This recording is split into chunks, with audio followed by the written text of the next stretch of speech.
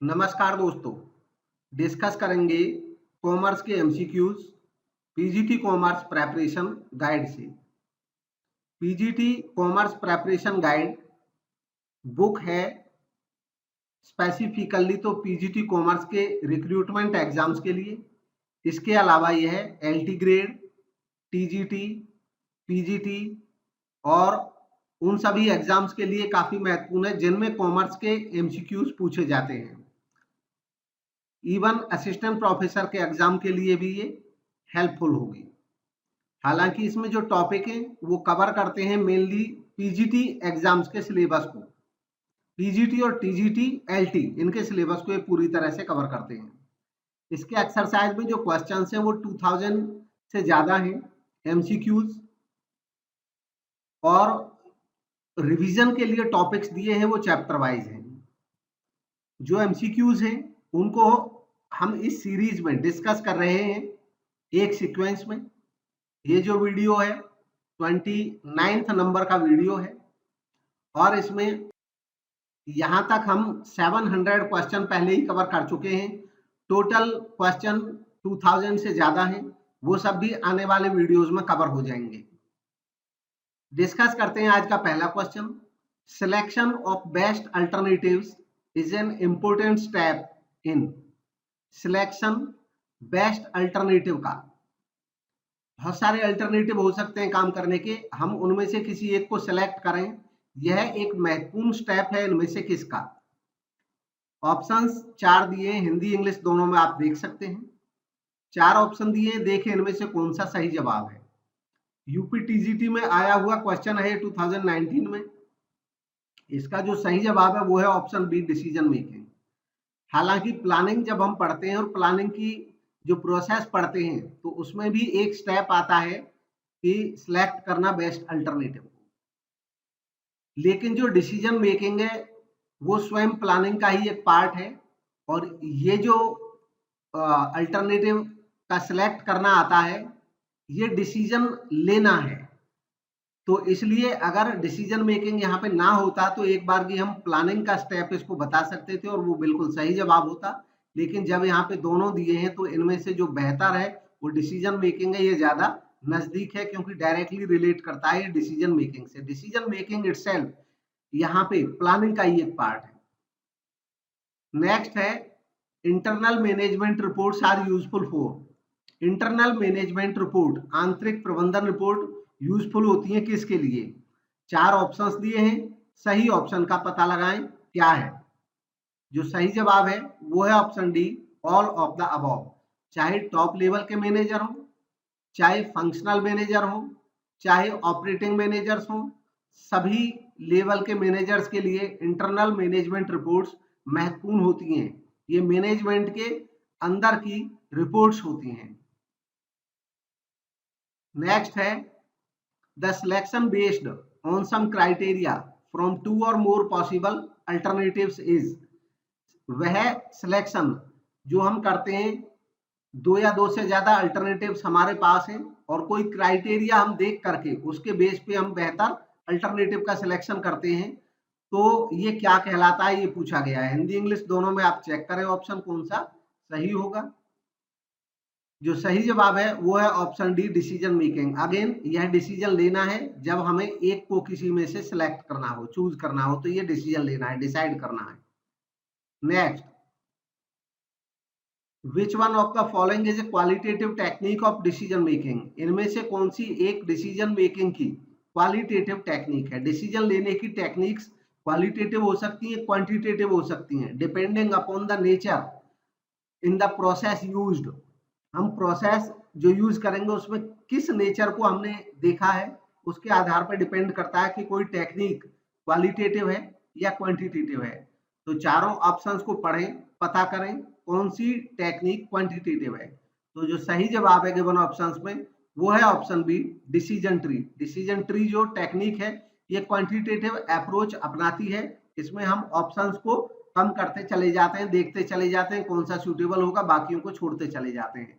बाकी जो ब्रेनस्टॉर्मिंग है, डेल्फी टेक्निक है, कंसेंसस मैपिंग है, ये तीनों ही जो टेक्निक है ये क्वालिटेटिव नेचर की हैं। नेक्स्ट क्वेश्चन है, communication serves four major functions within a group, which one is not a part of functions. जो कम्युनिकेशन होता है वो एक ग्रुप के अंदर चार मुख्य फंक्शंस को परफॉर्म करता है, इनमें से ऐसा कौन सा फंक्शन है जो उन चार का हिस्सा नहीं है। तो गिवन ऑप्शंस में देखें कौन सा इसका सही जवाब हो सकता है। सही जवाब है ऑप्शन डी, नेगोशिएशन, बातचीत। दरअसल कम्युनिकेशन जो चार मेजर फंक्शंस एक ग्रुप में परफॉर्म करता है वो होते हैं, इंफॉर्मेशन देने का काम करता है, कंट्रोल मेंटेन करने का काम करता है, इसके अलावा मोटिवेशन का काम करता है, और एक महत्वपूर्ण काम करता है इमोशनल एक्सप्रेशन। इमोशनल एक्सप्रेशन का काम करता है, एक्सप्रेस करता है इमोशंस को। ये चौथा इसका महत्वपूर्ण काम होता है। नेक्स्ट है, grapevine must be categorised under. Grapevine को इनमें से किस कैटेगरी में रखा जा सकता है। देखें चारों ऑप्शंस, इंग्लिश में हिंदी में दोनों में, और देखें कौन सा इसका सही जवाब हो सकता है, कौन सी कैटेगरी में ग्रेप वाइन को रखा जा सकता है। तो सही जवाब है वो है ऑप्शन बी, कम्युनिकेशन। जो गिवन ऑप्शन से इसके अकॉर्डिंग जो ग्रेप वाइन है कम्युनिकेशन का एक टाइप हो सकता है। कम्युनिकेशन, इनफॉर्मल कम्युनिकेशन जो होता है वो इस टाइप का होता है कि वो कहीं से भी चल देता है, किधर भी चल देता है, उसका कोई अता पता मिलता नहीं है। और ग्रेप वाइन कम्युनिकेशन ऐसे केस में उसको कह दिया जाता है, जो इनफॉर्मल कम्युनिकेशन होता है उसको ग्रेप वाइन कम्युनिकेशन बोल दिया जाता है। नेक्स्ट है, grapevine communication is a type of. Grapevine communication type है किसका। तो गिवन ऑप्शंस में चेक करें कौन सा सही जवाब हो सकता है। सही जवाब है ऑप्शन बी, इनफॉर्मल कम्युनिकेशन, अनौपचारिक संचार। ग्रेप वाइन कम्युनिकेशन ऐसे कम्युनिकेशन को बोला जाता है जिसका कोई रूट निर्धारित नहीं होता है कि वो किस तरीके से चलेगा। दरअसल जो फॉर्मल कम्युनिकेशन होता है उसका एक फॉर्मल अप्रोच होती है, तो मतलब प्रॉपर चैनल से चलता है फॉर्मल कम्युनिकेशन। फॉर्मल मतलब something which is rule based, और इनफॉर्मल का मतलब होता है where there is no rule, जहां पे कोई रूल नहीं है, कोई किसी को कैसे भी बोल सकता है, कोई किसी को इन्फॉर्मेशन दे सकता है, कोई उसको किसी के पास पहुंचा सकता है, कोई अपने पास भी उसको रख सकता है। तो इस तरीके से ये जो इनफॉर्मल कम्युनिकेशन है इसी को ग्रेप वाइन कम्युनिकेशन भी कहा जाता है, क्योंकि जो ग्रेप वाइन होती है, ग्रेप वाइन बोलते हैं जो अंगूर की बेल होती है, अंगूरी लता होती है, उस वो एक तरह ऐसे ही फैलती चली जाती है, बाद में उसका पता नहीं चलता है कि वो किस दिशा से किस दिशा में मुड़ेगी चलेगी। तो इसलिए इनफॉर्मल कम्युनिकेशन को ग्रेप वाइन कम्युनिकेशन भी कहते हैं। नेक्स्ट है, term grapevine is used for. यहाँ पे जो टर्म ग्रेप वाइन है वो यूज की जाती है किसके लिए, यह पूछा गया है। तो देखें गिवन ऑप्शंस में कौन सा सही जवाब है। सही जवाब है option B, informal communication, already discuss हो चुका है। नेक्स्ट है, which one is not a barrier of communication. इनमें से कौन सा कम्युनिकेशन का एक बैरियर नहीं है, कम्युनिकेशन के लिए एक बाधा नहीं है, उसकी पहचान करनी है। चारों ऑप्शंस पढ़ें आराम से, देखें चेक करें कौन सा सही है, पॉज करके आप आंसर देके देखें फिर मैच कर लें। सही जवाब है ऑप्शन डी, कलर डिस्क्रिमिनेशन। यह कम्युनिकेशन बैरियर से रिलेटेड नहीं है। बाकी जो तीनों टर्म है ये कम्युनिकेशन के मार्ग में बाधाएं हैं। टेक्नोलॉजिकल बैरियर हो सकते हैं, कल्चरल बैरियर हो सकते हैं, लिंग्विस्टिक बैरियर्स हो सकते हैं।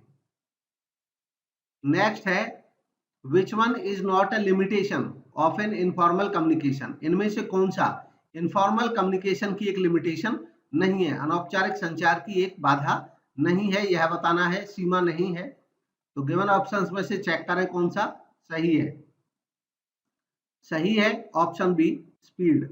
इनफॉर्मल कम्युनिकेशन में जो स्पीड है वो एक लिमिटेशन नहीं है, स्पीड तो इसमें ज्यादा रहती है, मेरिट है ये तो एक। बाकी र्यूमर्स हो सकती हैं, फैल सकती हैं, इनएडिकेसी रहती है इंफॉर्मेशन की, चेंजिंग इंटरप्रिटेशन हो सकती है, अलग अलग आदमी अलग अलग हिसाब से इंटरप्रेट कर सकता है। ये तीनों इसकी लिमिटेशन है, स्पीड इसका मेरिट है। Next, using technical jargon in communication is categorised as.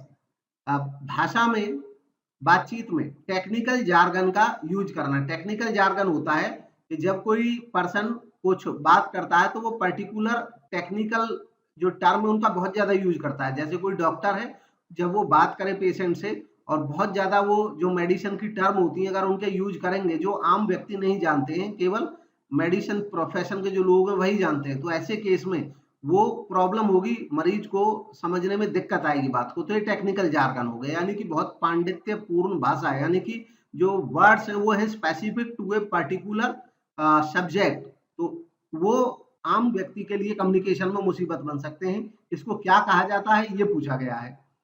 Given options में से चेक करें सही कौन सा। सही है ऑप्शन बी सेमेंटिक बैरियर्स, इनको अर्थ संबंधी या भाषा संबंधी बाधाएं इनको बोला जाता है semantic barriers. Next, which among the following is a barrier to communication, इनमें से कौन सा कम्युनिकेशन के मार्ग में एक बैरियर है, एक बाधा है, संप्रेषण के मार्ग में, यह बताना है। तो गिवन ऑप्शंस में चेक करें, जो सही जवाब है वो है option A semantic barriers. Communication के मार्ग में सेमेंटिक बैरियर एक बाधा रहती है, अभी इसके बारे में डिस्कस हुआ है। नेक्स्ट है ग्रेप वाइन। ग्रेप वाइन के बारे में बताना है कौन सा इनमें से सही स्टेटमेंट है, सही ऑप्शन कौन सा है, बस इसकी पहचान करनी है। तो चेक करें हिंदी में भी, अंगूरी लता संप्रेषण के बारे में कौन सा स्टेटमेंट सही है। तो जो सही जवाब है इसका वो है option A links all employees in all direction. जो अंगूरी लता संप्रेषण है, ग्रेप वाइन है, वो हर एम्प्लॉय को हर डायरेक्शन में जोड़ सकता है, क्योंकि वो कहीं से किधर भी चल पड़ता है, इनफॉर्मल टाइप का कम्युनिकेशन होता है, इसमें कोई रूल फॉलो करने की जरूरत नहीं होती है। नेक्स्ट है which one of the following is false, इनमें से कौन सा फॉल्स है। तो चारों स्टेटमेंट पढ़ें, आराम से देखें कौन सी इनमें से फॉल्स है, उसकी पहचान करनी है। तीन जो स्टेटमेंट है वो सही है, एक गलत है। हिंदी में भी आप पढ़ सकते हैं, पॉज करके आप पढ़ लें, हिंदी वाले हैं तो हिंदी में से, इंग्लिश वाले हैं तो इंग्लिश में से, और चेक करें कौन सा आप इनमें से फॉल्स स्टेटमेंट है, उसकी पहचान करें।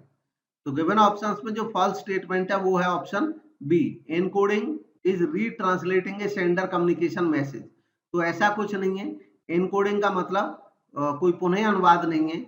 एनकोडिंग का मतलब होता है कि जब कोई व्यक्ति अपनी बात को किसी दूसरे व्यक्ति तक पहुंचाता है तो वो अपनी बात को कुछ शब्द देता है या कुछ चिन्ह देता है, यानी कि लिख के देना है तो हम लिखेंगे उसको, बोल के बताना है तो हम लैंग्वेज चुनेंगे, हिंदी में बोलेंगे कि इंग्लिश में बोलेंगे। अगर कोई साइन बोर्ड हम यूज करते हैं, यानी कि पिक्चर्स के माध्यम से अपनी बात किसी पे पहुंचाना चाहते हैं, तो पिक्चर्स का जरिया चुनेंगे, कौन कौन सी पिक्चर्स हम बनाएंगे, कौन से इशारे हम यूज करेंगे। तो ये जब हम तय करते हैं कि अपने मैसेज को हम किस तरीके से देंगे, इस प्रोसेस को ही एनकोडिंग कहा जाता है। तो ये जो स्टेटमेंट है इसके रिगार्डिंग फॉल्स है, बाकी तीनों स्टेटमेंट जो है वो सही हैं। Next, communication attempts to increase the organizational efficiency by speeding up information and cutting across departmental barriers। इसमें पूछा है वो कौन सा कम्युनिकेशन है जो ऑर्गेनाइजेशन की एफिशिएंसी को इंक्रीज करने की कोशिश करता है, इंफॉर्मेशन को स्पीड अप करता है, और डिपार्टमेंटल बैरियर्स जो होते हैं उनको कट करता है। मतलब जरूरी नहीं कि मार्केटिंग का आदमी मार्केटिंग में ही बात करेगा, मार्केटिंग वाला दूसरे डिपार्टमेंट में भी डायरेक्ट बात कर सकता है, ये यहाँ पे कहा जा रहा है। मार्केटिंग वाला फाइनेंस में बात कर सकता है, फाइनेंस वाला एचआर में बात कर सकता है, एचआर वाला परचेज में बात कर सकता है।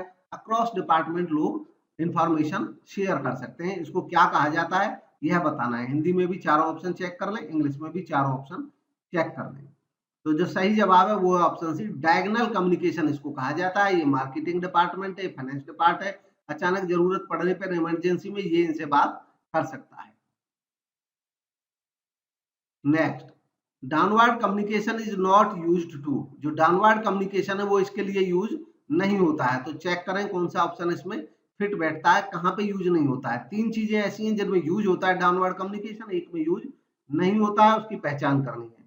तो गिवन ऑप्शंस में जो सही जवाब है वो है option B provide feedback about the process toward goals. Goals के प्राप्त करने के प्रोग्रेस के बारे में फीडबैक देना। तो फीडबैक देना जो होता है वो जो सबऑर्डिनेट होते हैं वो अपने ऑफिसर्स को फीडबैक देने का काम करते हैं ऊपर की तरफ, यानी कि ये अपवार्ड है। डाउनवर्ड कम्युनिकेशन में ऐसा नहीं होता है। बाकी तीनों में डाउनवर्ड कम्युनिकेशन होता है। पॉलिसी प्रोसीजर एक्सप्लेन करते हैं ऑफिसर अपने सबऑर्डिनेट्स को, point out problem that need attention, उन प्रॉब्लम्स पे ध्यान जलाते हैं जिन पे अटेंशन की जरूरत है अपने सबऑर्डिनेट्स को, और असाइन गोल्स, गोल असाइन करने का भी काम करते हैं जो ऑफिसर्स होते हैं वो अपने सबऑर्डिनेट्स को। तो ये डाउनवर्ड कम्युनिकेशन के एग्जांपल हैं तीनों। नेक्स्ट है grapevine term is a term used in relation to. तो यहाँ पे देखें 4 ऑप्शन दिए, इनमें से कौन सा सटीक बैठ सकता है।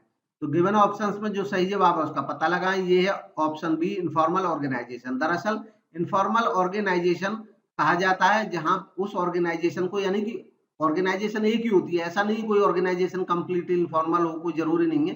एक ही कंपनी में, एक ही संस्था में, एक ही डिपार्टमेंट में इनफॉर्मल भी चलता रहता है, फॉर्मल भी चलता रहता है। जो रूल बेस्ड चीजें होती हैं वो फॉर्मल कही जाती हैं, जो रूल से हटके होती हैं, आपस में बर्ताव की होती हैं, आपसी व्यवहार की होती हैं, कर्मचारियों के उनके फ्रेंडली बिहेवियर की होती हैं, तो वो इनफॉर्मल होती हैं। तो एक संस्था में जब इनफॉर्मल ऑर्गेनाइजेशन वर्ड वहां यूज किया जाता है जहां इनफॉर्मल कम्युनिकेशन शामिल हो जाता है, तो ये ग्रेप वाइन से रिलेटेड हो जाता है।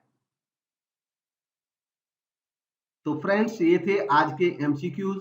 अच्छा लगा तो लाइक करें, चैनल को सब्सक्राइब करें। कॉमर्स के आपको और भी वीडियोस मिलते रहेंगे। आप लोगों की जो कमेंट्स आ रही हैं मैं उनको देख रहा हूं और कोशिश करूंगा आपके जिन जिन के बारे में रिगार्डिंग कमेंट्स आ रही हैं उन चीज़ों पे वीडियो जल्दी ही बनाने की किसी न किसी रूप में वीडियो जरूर लाएंगे उस चीज़ पे जिसकी डिमांड हो रही है। Thank you for watching.